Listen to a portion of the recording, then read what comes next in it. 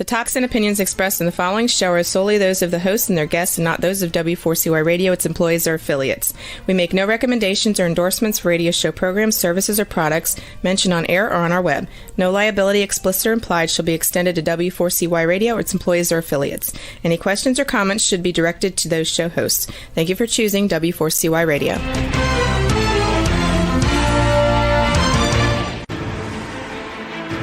What's working on purpose anyway?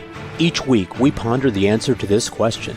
People ache for meaning and purpose at work, to contribute their talents passionately and know their lives really matter. They crave being part of an organization that inspires them and helps them grow into realizing their highest potential. Business can be such a force for good in the world, elevating humanity. In our program, we provide guidance and inspiration to help usher in this world we all want, working on purpose. Now, here's your host, Dr. Elise Cortez.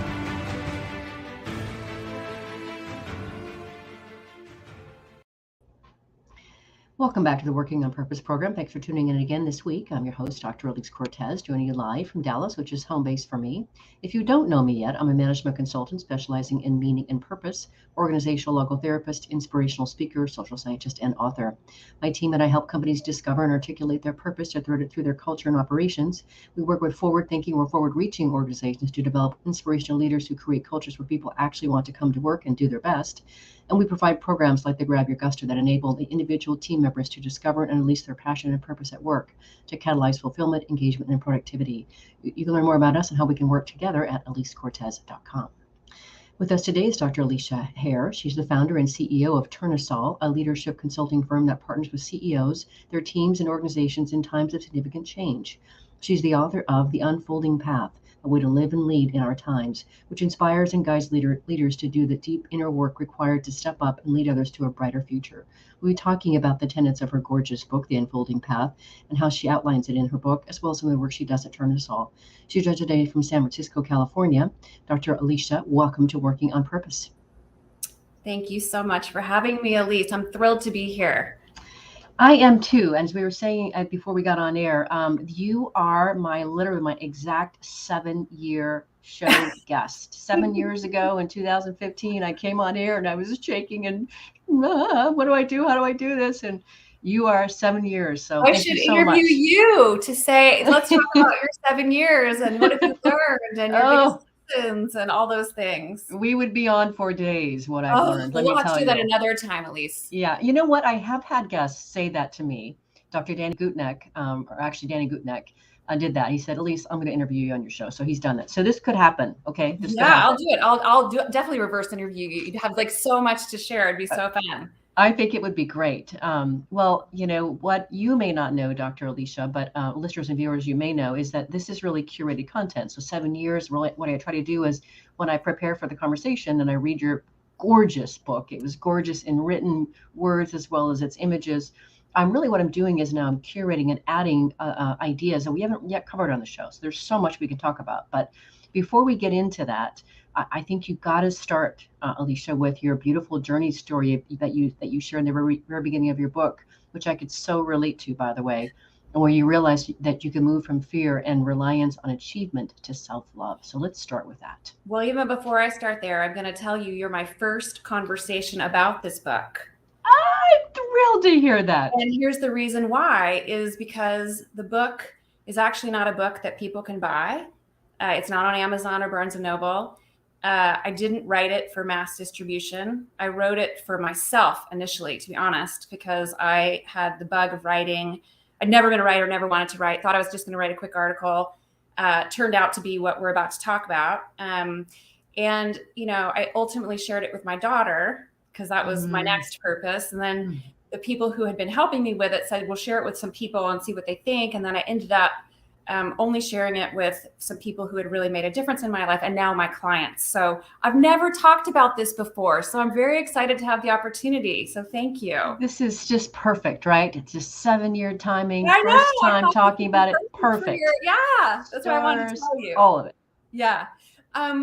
So to your question, what a crazy, we all have our stories, right? So mine, I think it really anchors in this idea to leverage the word that is in the show, right? Purpose. That since I was really, really little, I had this sense that the reason I was here was to shine. And that word has always been in me for some reason, which I don't know why, to be honest, but it's always been a word.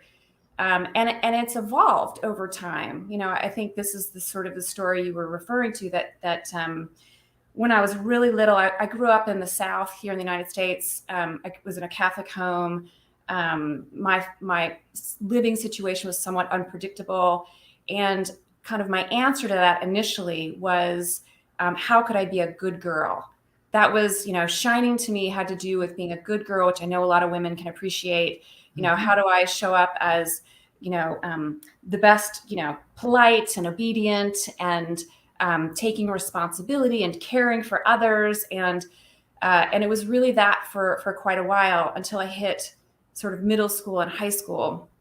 When I hit middle school and high school, like so many teenagers, I began to suffer the things that we all suffer as teenagers, things about my identity and, what was happening with my family and all these expectations I was feeling and limitations that I was feeling about what I could become.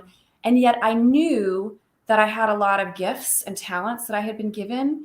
And I decided that if I could if I could really leverage those things, that would be my ticket out of all this struggle. That if I could just achieve, if I could really, in everything I did, whether it was at the time academics or sports or what have you, that would be my way out. And to be frank, it was, because that it really powered, college degree, 2 masters, a PhD, living in 10 cities, tons of really great jobs and promotions and making a lot of money early on in my career.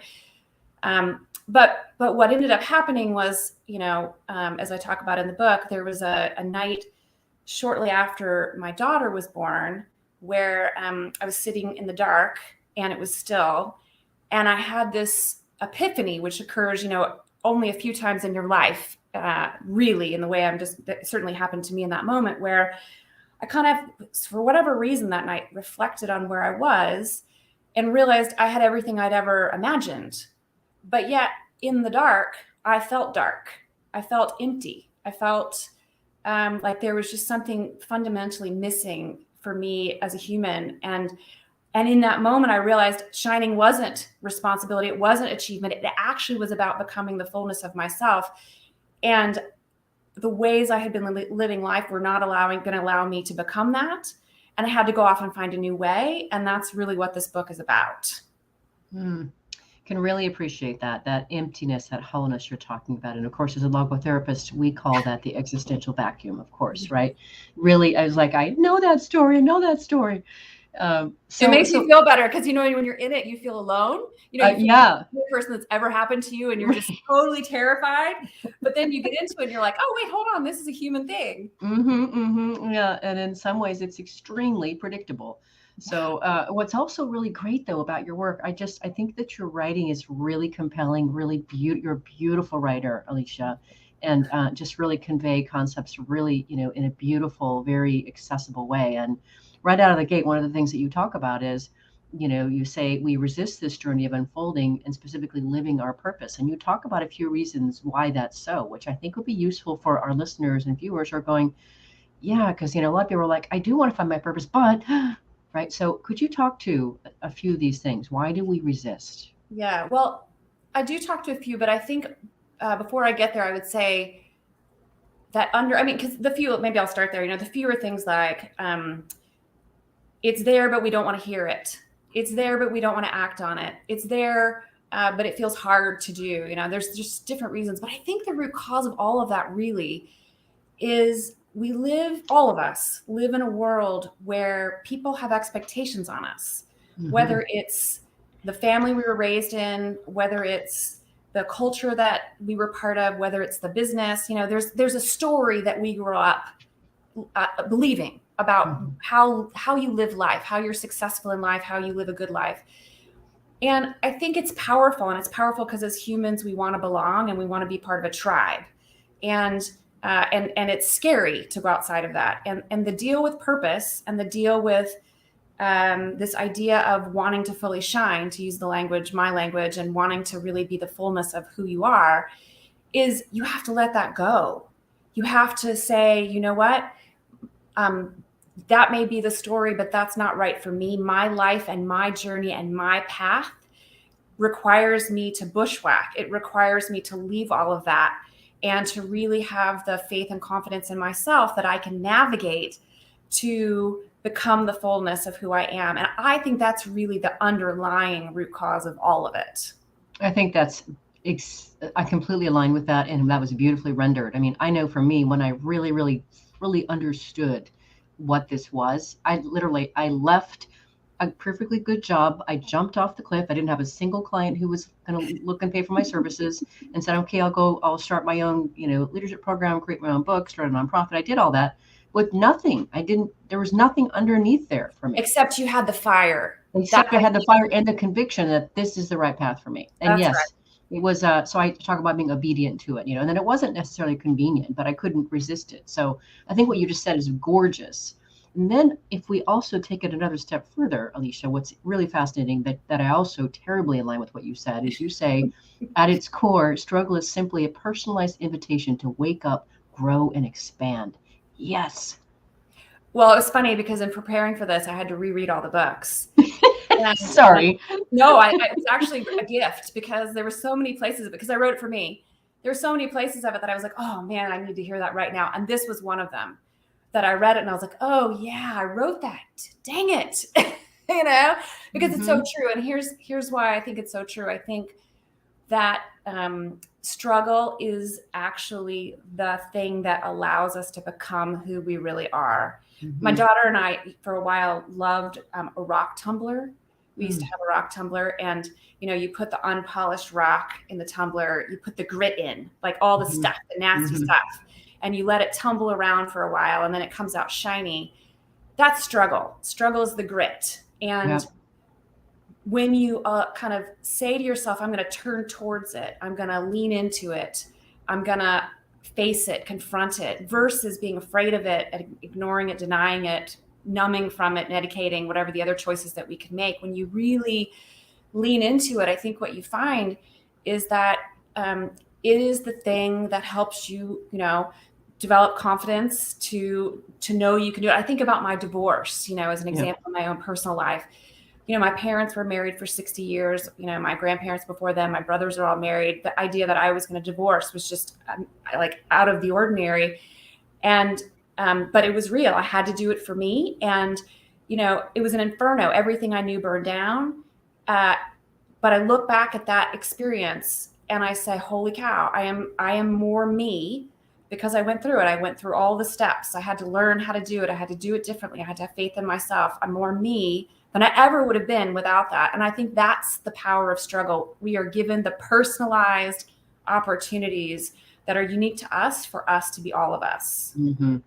Completely agree with that. In fact, for the longest time, Alicia, I used to say, I'm probably not going to amount to too terribly much in life because I haven't had to struggle. And it's true. I really haven't, but like you, I did get this nice little thing on a silver platter called a divorce that helped me as well. Right.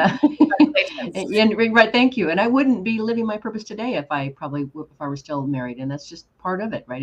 And so I completely believe so. The opportunity, listeners and viewers, is to embrace the struggle, right? And recognize it for the gift that it really is, and not run from it and not numb from it, as she's saying. It's just so powerful. It is the fuel. It is the energy. It is the gift. It is the curriculum to help us become all of us.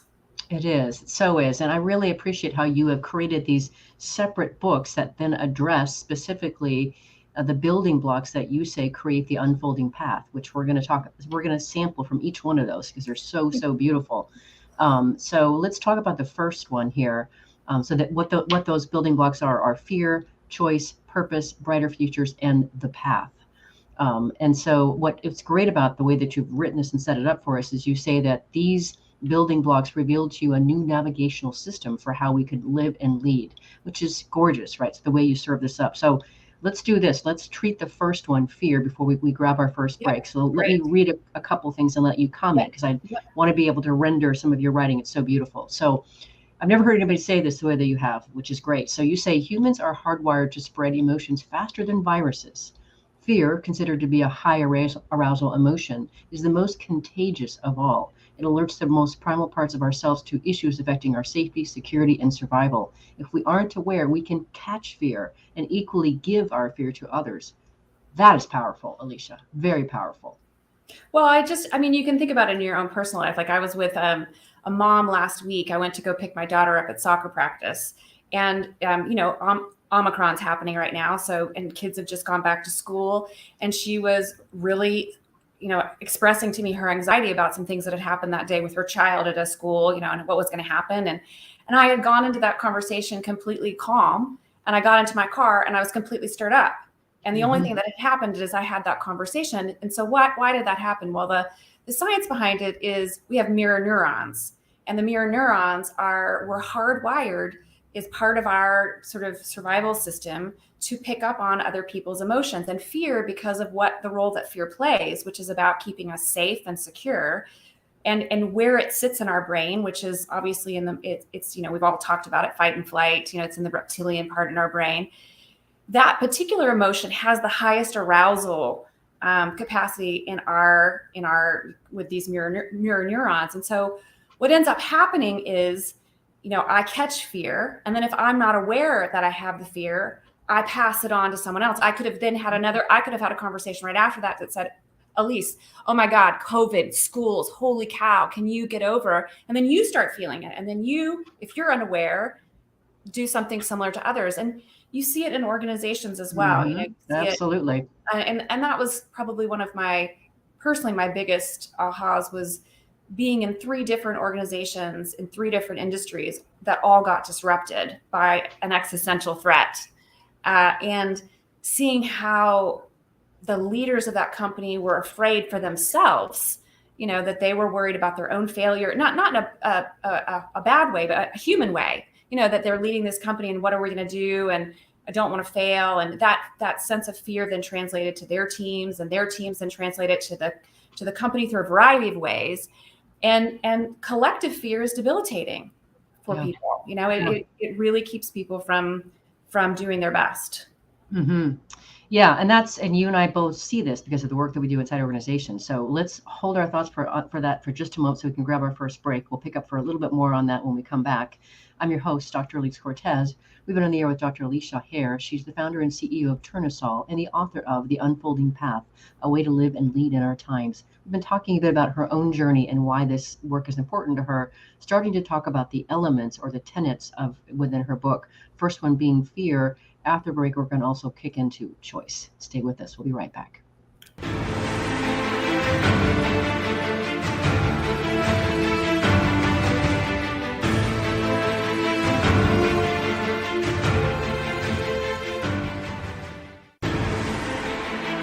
Dr. Elise Cortez is a management consultant specializing in meaning and purpose, an inspirational speaker and author. She helps companies visioneer for greater purpose among stakeholders and develop purpose-inspired leadership and meaning-infused cultures that elevate fulfillment, performance, and commitment within the workforce. To learn more or to invite Elise to speak to your organization, please visit her at elisecortez.com. Let's talk about how to get your employees working on purpose.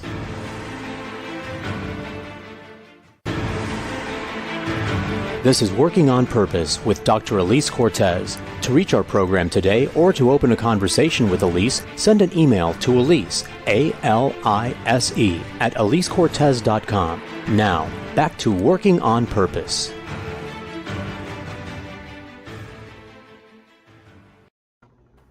Thanks for staying with us, and welcome back to Working on Purpose. If you're just joining the program today, my guest is Dr. Alicia Hare. She's the founder and CEO of Turnusol, a leadership consultancy firm that partners with CEOs, their teams, and organizations in times of significant change. And she's the author of The Unfolding Path, A Way to Live and Lead in Our Times. I'm your host, Dr. Elise Cortez.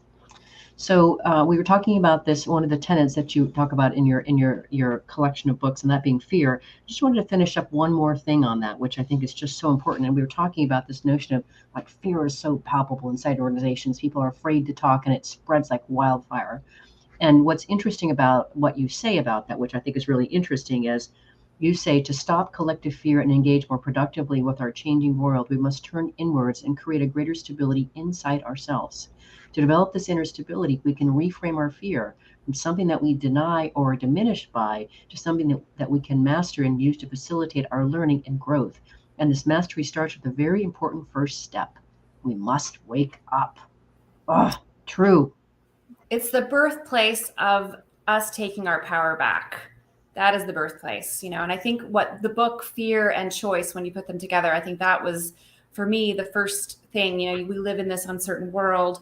It's so easy to be knocked out, knocked off, and sort of be overwhelmed by the world we live in. And for me, the first step is, how do you master your fear? And the first place you start is you actually have to be aware that you're afraid. Mm-hmm. And when you're aware that you're afraid, then you can start doing something about being afraid. But if you don't let yourself even know you're afraid, then you trap yourself right there. Mm-hmm. And that speaks to something we'll talk about a little bit later. And that's just the problem that we have in today's times of becoming divorced from our feelings, the whole complement of them, not just fear, but everything, out with the bathwater. So, so let's move into choice next. There's a couple pieces to this that I think are really critical that you talk about as well. And so here again, I'll read from your book. You say each and every choice we make consists of the same three parts: a stimulus, a space in which we make our choice; a response. When fully accessed, the space between stimulus and response is infinite and contains limitless alternatives, possibilities, and opportunities. Amen. It provides us the chance to slow down and ask ourselves important questions. And it is also a place where we can learn, grow, and change. I would venture to say that most people do not think about choice as powerfully as that. Well, it's a practice, right? And again, mm-hmm. I think for me, these two books of how do you live and lead in the times that we live in, again, start from this place of, well, you have to take your power back, and this for me was a bridge with fear, because what happens is something happens to us, and that's the stimulus. And it could be a good thing, a bad thing, something in between. But before we respond, there's actually a place where we can decide how we're going to respond. And I think the practice is, and certainly a practice I'm still working on every day, is how do we pause long enough to know that we have that choice to make? And so for me, being somebody who has lived a life of fear, living in a world that is so uncertain, the most helpful thing I can do when something happens is to give myself that space and to say, hang on, I feel fear. I don't actually have to act out of that. I actually have other choices that I can make right now. So let's slow down and think about what I actually want to do. What is my intention here? What do I want to have happen as a result of my action? And again, the practice of allowing yourself to be aware of the stimulus, give yourself that space to choose, and then have a response. It is one of the most essential things to take your power back in my experience. Mm-hmm. Beautifully rendered, beautifully said. And then related to that is another really, really important concept that we have to talk about, that you also really just zing in your book, mm-hmm. is you say, I believe it is the lack of personal responsibility that is at the core of much of what ails us today. And I do agree with that. So why I care so much about empowerment as well. You say, too many of us fall into the categories of believing the world is all about serving our needs, or believing the world is completely against us, so we shouldn't even try. Too many of us, too much of the time, wait for others to think for us, act for us, solve our problems, and give our lives meaning. We abandon accountability for what is actually ours to do, relying on a false hope that someone else will do it for us. Yeah, I think, again, from my journey, there's no choice if you don't take personal responsibility for it. Mm-hmm. Mm-hmm. So if you believe that your choices are not your responsibility, you give your choices to someone else, and you allow other people to dictate your life and where you're headed. And so again, given that I believe, for me personally in my journey, it was, I got to take my power back. I'm letting other people dictate my life. I'm letting other people dictate how I feel. I'm letting other people dictate what I should do. How am I going to fully shine? How am I going to become the fullness of me if that's what I'm doing? This idea that I am responsible for my choices, which means that I'm not going to let anybody else make them for me. Whatever I decide is my accountability, and the result of that is my accountability. That's what creates power. Mm-hmm. When you take your responsibility, when you realize you have choice in every situation, in every single situation, you have a choice you can make. that's where the power comes from. And it's when you feel powerful, not powerless, that you can decide what you want to do in the world. That's where you can now start to talk about purpose, and where you can start to talk about the impact you want to have, is when you know that you've got power because you can make choices and you're responsible for that. I can't resist putting this together for us, Alicia.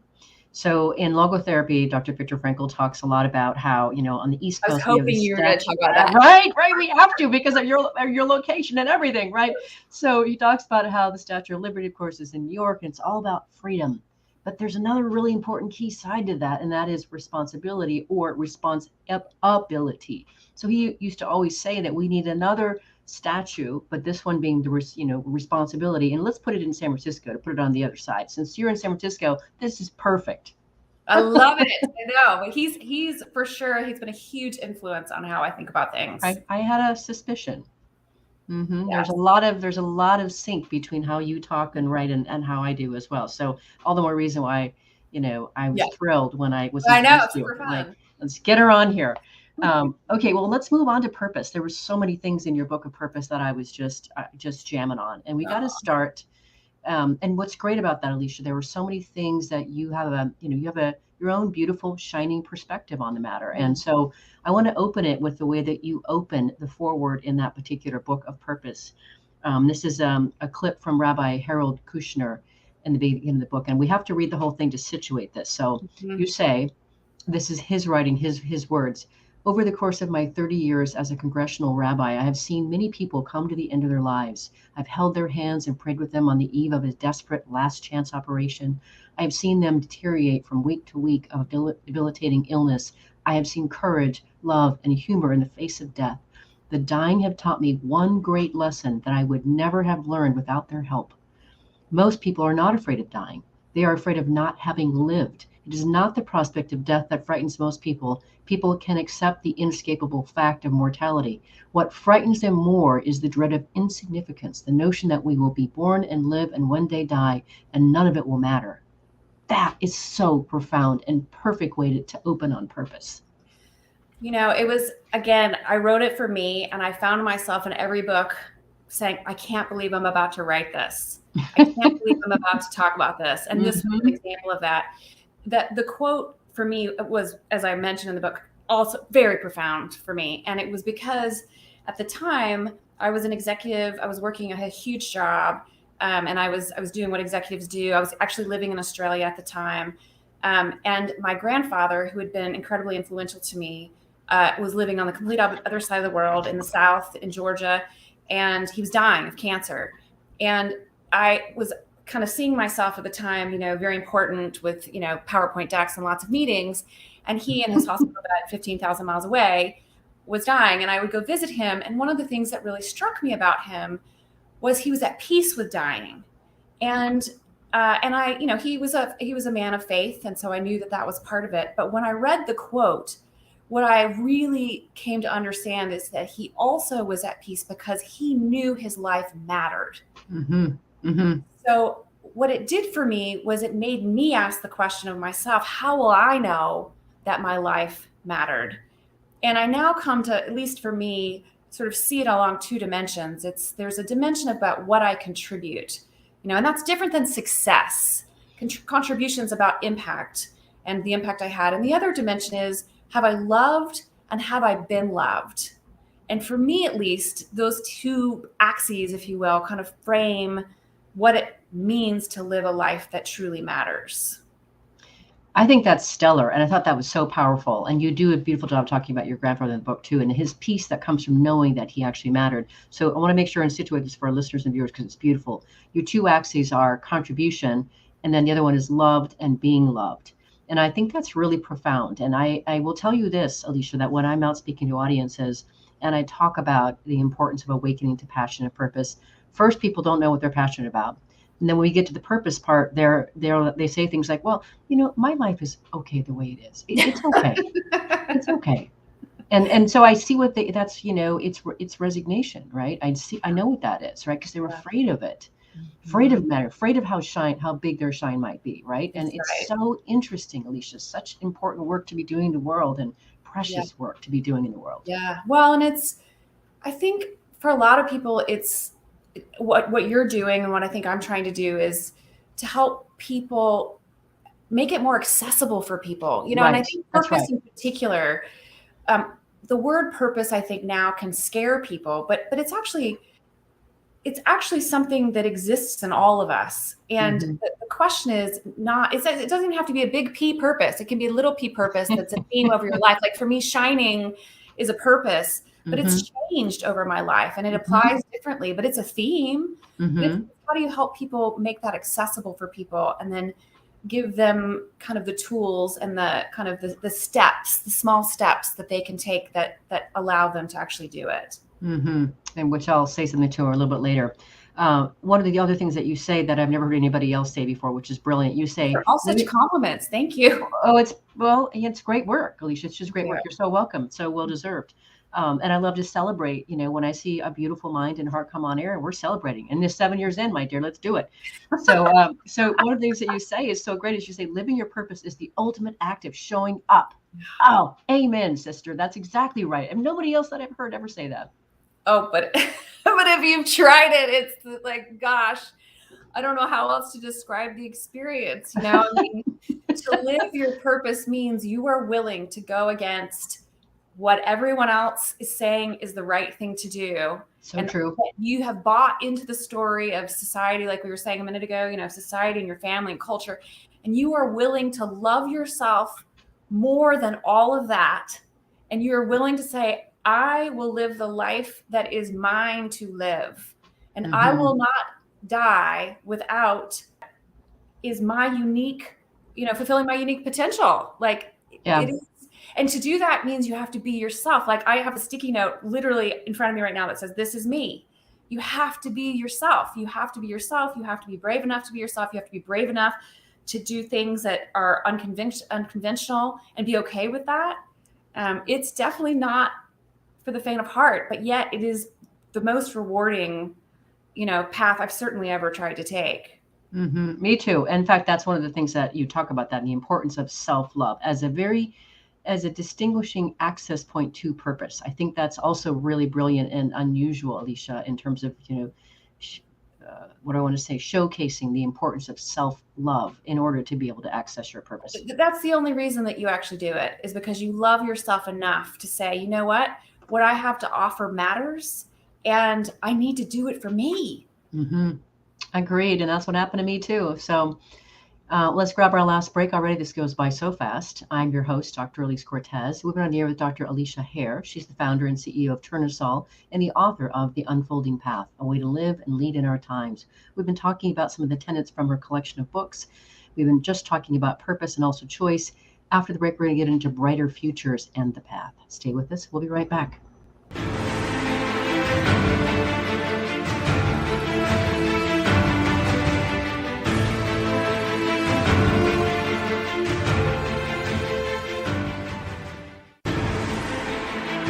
Dr. Elise Cortez is a management consultant specializing in meaning and purpose, an inspirational speaker and author. She helps companies visioneer for greater purpose among stakeholders and develop purpose-inspired leadership and meaning-infused cultures that elevate fulfillment, performance, and commitment within the workforce. To learn more or to invite Elise to speak to your organization, please visit her at elisecortez.com. Let's talk about how to get your employees working on purpose.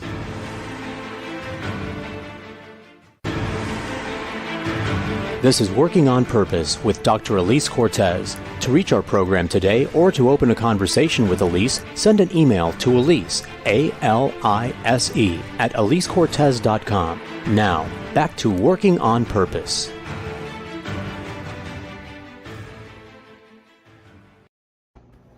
Thanks for staying with us and welcome back to Working on Purpose. Alicia, since you mentioned the idea of access, I do want to share with you and all the listeners and viewers a little bit of news, and that is that August of 2021, I released an anthology of 25 stories from women that I found around the world from all over the place, from Australia to Zambia, and they share their really intimate stories of how they discovered their purpose and how they're serving from it. And the reason I arranged them the way that I did by path was to do just what you said, to give people some access to being able to discover their own purpose. And if we look at path, that's a way to see it. So I want to share that with you. It's out on Amazon now. It's called Cool. Passion. I'm gonna look into it for sure. Yeah, I'm so proud of it. I could bust. It must have been so fun to do too. It was amazing. So it's called Passionately Striving and Why, and that's out. Now I'm on the hunt across the globe to find men to be able to share their stories. So listeners and viewers, if you know any men who want to be able to share their story of purpose, please send them my way. I'm going to think about some and see if I can send them your way. Please do. I've been having some of the most amazing conversations. So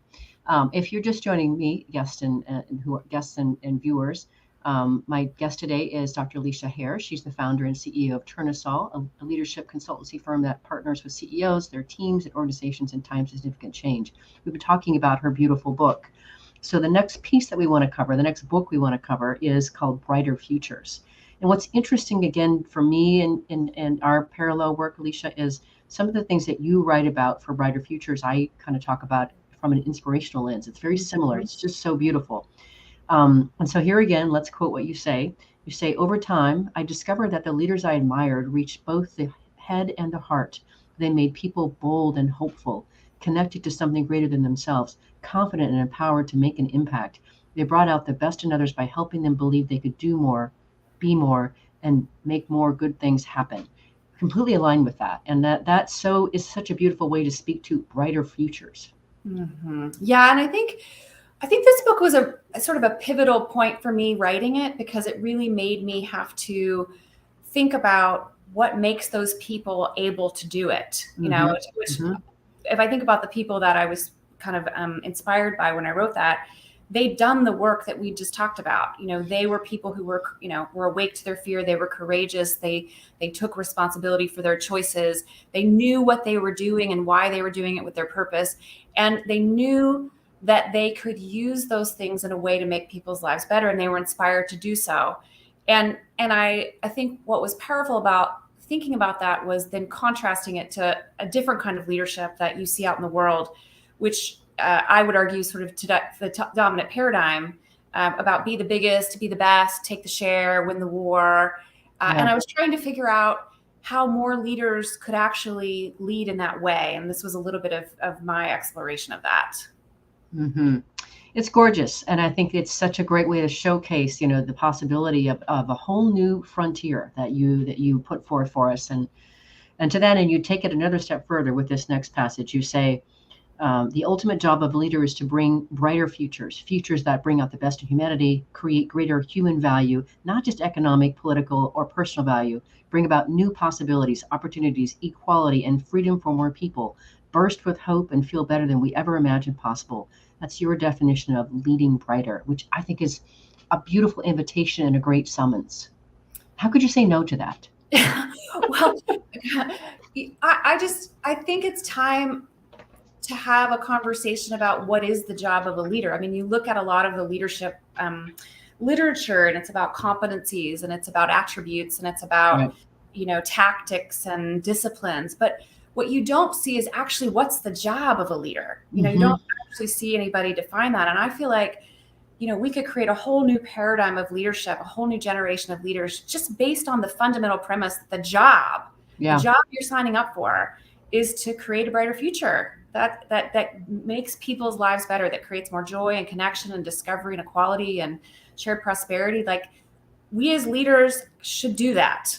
And in doing that, we can actually elevate people's performance as well. Yeah. And on that note, I have to insert something really quick here. So listeners and viewers, those of you who are leaders are going, and heck, this is a really hard job. Yes, it really is a hard job. And you probably can't do it as well by yourself. You probably need some help. And that's the work that both Alicia and I are doing. I know today, Alicia, I'm working with leaders who are terrified. I mean, this is a huge job. The Great Resignation is a real deal, and it's creating all kinds of havoc for organizations and the leaders who run them. And now is a really good time to be able to get a little help with the unfolding path, if you will. And I really want to make sure that listeners and viewers, you hear us, say to you, we hear you. This is hard work, and there's beauty in the journey, and we'd love to help you along that journey. It's so beautiful. It's so intimate, and when filled with possibility. It starts with you. I think Yeah. that's the part about it, to your point, Elise, that I've certainly been experiencing is helping individual leaders reconnect to what drives them, kind of take their own power back. They've been dealing with so many things happening at them and crises and responses. And the application of what we've been talking about up to now is helping leaders as humans reconnect to what matters to them, their own sense of personal power, their own purpose, the contribution they uniquely can make, and then helping them make that contribution in the face of all of this, because it's possible. Agreed. Completely agreed.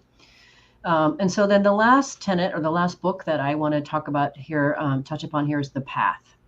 And this is, again, gorgeous. I want to read just a little bit and then have you serve back up from it. So you say, the danger as we stumble to find what we know used to be true and being lost is that ultimately we can lose heart and divorce ourselves from our feelings. I've experienced this in my own life, which is a big reason why today I'm out to awaken passion and purpose in those I serve. So I really understood when you said divorce from feelings. I really understand that. I have been lost. I know what that feels like. So would you generate for us more what this path looks like? You do it beautifully in your book. Yeah, and what I would say is that, to build on what you said just a second ago, I mean, I think when all of us have been in this time of struggle for a while now, and dealing with the crisis and the responses, it is so easy to lose heart. It is so easy to give in and give up, and it's human, and there's no judgment there. It's just easy to do it. Right.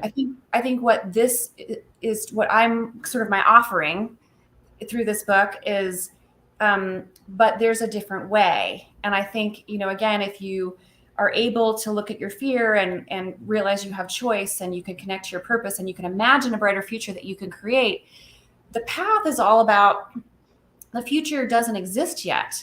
Nobody's ever actually walked the path that's uniquely yours. And so how do you set off on the journey to do that? And it's very much about learning that, reminding ourselves that we actually as humans are explorers, we're navigators. We live in this world, I think, where somehow, again, through society, we value the known and the certain. We love our iPhones. We love, being able to find the weather out in 10 seconds. We love, knowing. The journey of becoming the fullness of yourself, the journey of creating a brighter future, it's a path of unknowing. And so the path is all about, kind of reconnecting with this idea that we're all navigators. We can all find our way. If we start to listen to our internal voices, if we start to sort of kind of take the next right step, if we really allow ourselves the trust to be able to do it. I think you probably had just terrified a few people that were listening with that, which is great. Because some people, right, it's that piece of the certainty piece, right? What do you mean this is uncertain where I'm going to place my next foot to step? It is, right? I love how you talked about that, being explorers, that we're navigators, and that, there's this whole beautiful space of possibility. And I had Stephen Morris on my show a few weeks ago, who I just love. He's got the book, The Beautiful Business book, out, and I just really love that he's out to be able to evangelize the idea that all of us can elevate our businesses to a higher serving level, right? With more consciousness and intentionality, we really can lift more boats with that. And it's so that possibility space that you talk about, I think, is just so important for us never to lose sight of. Well, and I also think we underestimate ourselves. I think the only reason that we fear uncertainty is because we're out of practice. We've lived in a world of certainty, or wanted to create certainty for ourselves, but we're hardwired for exploration. We're hardwired to be navigators. And it's like anything you go to learn Spanish, or I'm learning Spanish right now, or, a new sport. It's like anything you learn. You just have to practice. You have to try it. You have to allow yourself to be uncomfortable with it. But to trust that you can do it, and to take steps that, okay, I did that one, I can do another one. I did that one, I can do another one. I think that's a lot of the work of kind of, again, becoming the fullness of who you are. Yeah, just taking that. Just there's magic in taking the action, right? We both know that. Yes. So a couple more things I want to talk about with regard to what you've done with your company. So I love that you've named your company Tournesol, which is French for sunflower. I did know that. And I love that you use the flower imagery on your website, and it's also throughout your book and places. So tell us the story, and because I know a little something about where this came from, but our listeners and viewers don't. Tell us the story of how the name was inspired. Why Tournesol? Well, again, the books are all about sort of my personal journey and from my purpose and thinking about what I can do. The image of a field of sunflowers is sort of my own brighter future. The brighter future I want to create is a field of sunflowers. Each flower represents a leader, like seeds that I've been able to plant, where people feel more inspired and equipped to live and lead in the ways we've been talking about. And so for me, the reason the company exists, the reason I exist, is to try to help people to be able to turn towards that different way of living and leading. Mm-hmm. Gorgeous. And then on your website, you have this really wonderful, playful way of introducing your team, which I just think is exquisite and divine and inviting. So kudos for that. Thank you. Thank you. Yeah, wonderful work you're doing. So here, we did it. It goes by so fast, Alicia. So this show is listened to by people across the world, and we're all about creating workplaces where people actually want to come to work and do their best. We have what I call inspirational leaders, or those leading a brighter future, who want to actually lead those people to their greatness. And we do business that betters the world. With that in mind, what would you like to leave our listeners with? I think I would offer a thought and a question. The thought is, my life as being an example, in the face of uncertainty and all the stuff we're all struggling with right now, it is possible to fully shine. It is possible to do it. And I think the place you start is deciding that it's something that you want to do. So the question I leave is, for if folks are interested, is to imagine your life fully shining. What does it look like for you? What does the outside look like if you're fully shining? And how does it feel different inside if you were fully shining? And I would just maybe give yourself permission to play with that question and see how it feels and see if that's something that inspires you. And if it does, then the next step will show up for you after that. That is a brilliant way to finish the show. In fact, Alicia, those are the couple of questions that I have people who write in their stories in my anthologies weigh in on. Exactly those things. Fascinating. See, I'm telling you, maybe we're our sisters from another mother. I don't know, but yeah. I'll have to figure it out because I love it. That was such a fun conversation. I'm honored to be here. And again, congratulations on 7 years. That's just amazing. Thank you. I really think that, you brought a shine literally to this 7-year mark. So I really am so glad I found you. Thank you, your publicist, for putting us together. I loved reading your book and sharing the concepts with our listeners and viewers and to help them shine more and lead brighter futures. So Dr. Alicia Hare, thank you for joining me as a guest. Thank you again. A pleasure. You're welcome. Listeners and viewers, if you want to learn more about Dr. Alicia Hare and the work she and her fascinating team are doing at Tournesol, or the book that she wrote, The Unfolding Path, go to leadbrighter.com. Last week, if you missed the show live, you can always catch it via recorded podcast. We were on the air with John Coleman, the managing partner of Sovereigns Capital and the author of Crafting Your Purpose, Lean into Your Strengths, Bring Meaning to Work, Make a Difference. Next week, we'll be on air with Dr. Nathaniel Zinn talking about his book, The Confident Mind, a battle-tested guide to unshakable performance. See you there. Remember that work is at least a third of our life, so let's work on purpose. We hope you've enjoyed this week's program. Be sure to tune into Working on Purpose, featuring your host, Dr. Elise Cortez, each week on W4CY. Together, we'll create a world where business operates conscientiously, leadership inspires impassioned performance, and employees are fulfilled in work that provides the meaning and purpose they crave. See you there. Let's work on purpose.